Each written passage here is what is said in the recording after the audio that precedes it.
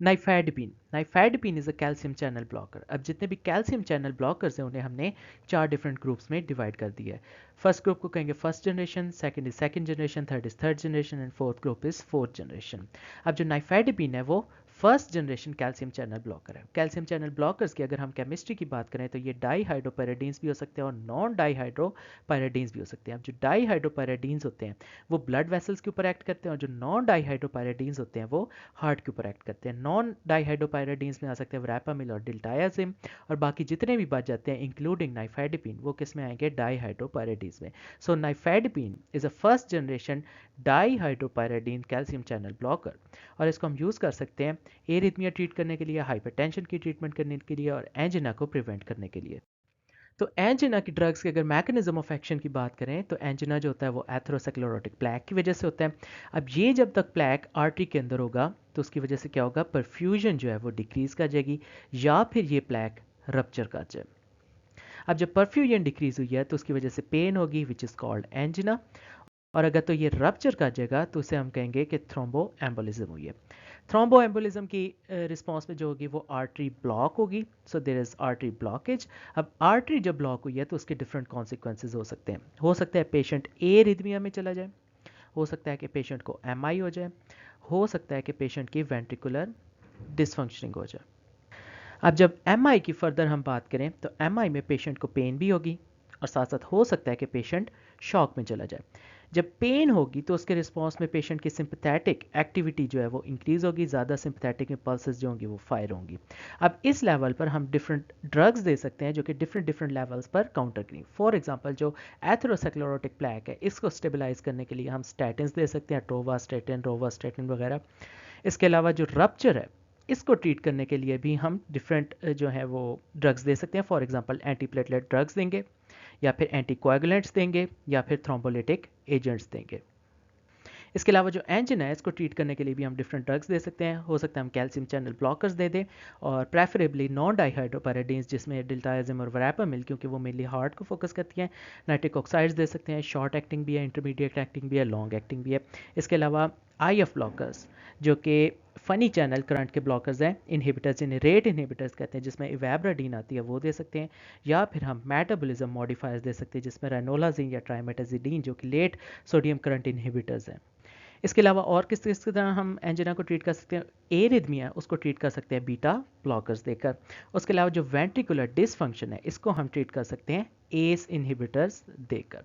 और क्या हो सकता है, जब पेशेंट शॉक में चला जाए या पेन में चला जाए तो इस केस में हम ओपियोइड्स जो है वो यूज़ कर सकते हैं एंजिना के अंदर, और जो सिंपैथेटिक एक्टिविटी है इसकी फायर को रोकने के लिए अगेन हम बीटा ब्लॉकर्स जो है वो यूज़ कर सकते हैं। तो अगर नाइफेडिपिन के फार्माकोकाइनेटिक्स की बात करें, it is given orally, half life जो है वो 2 आवर्स है। इससे मिलती जुलती एम्प्लॉडिपिन है जो कि third generation calcium channel blocker है, इसकी हाफ लाइफ 40 आवर्स है। देन वी हैव वरैपामिल जो कि non dihydropyridine first generation calcium channel blocker है, इसकी हाफ लाइफ 6 आवर्स है। Then we also have diltiazem which is also non dihydropyridines that belongs to first generation calcium channel blocker, और इसकी half life जो है वो 4 आवर्स है। तो अगर नाइफेडिपिन के क्लिनिकल यूज़ की बात करें, it is use to prevent angina. Angina के लिए स्पेसिफिकली नाइफेडिपिन और डिल्टायाजिम वो यूज़ करेंगे।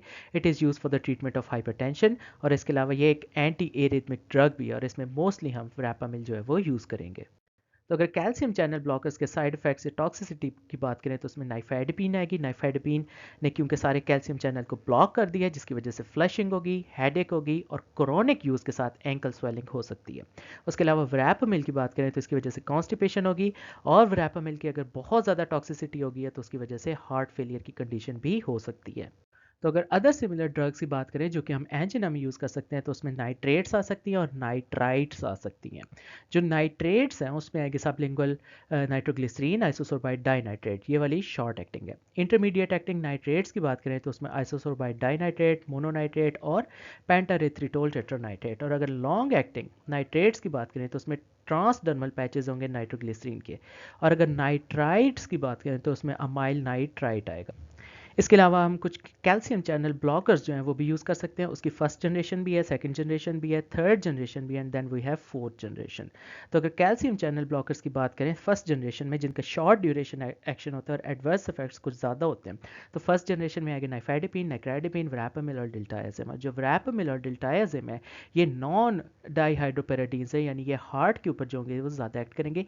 बाकी जो होंगे वो डाईहाइड्रोपेराडीन्स है और वो जो एक्ट करेंगे वो ब्लड वेसल्स के ऊपर ज़्यादा एक्ट करेंगे।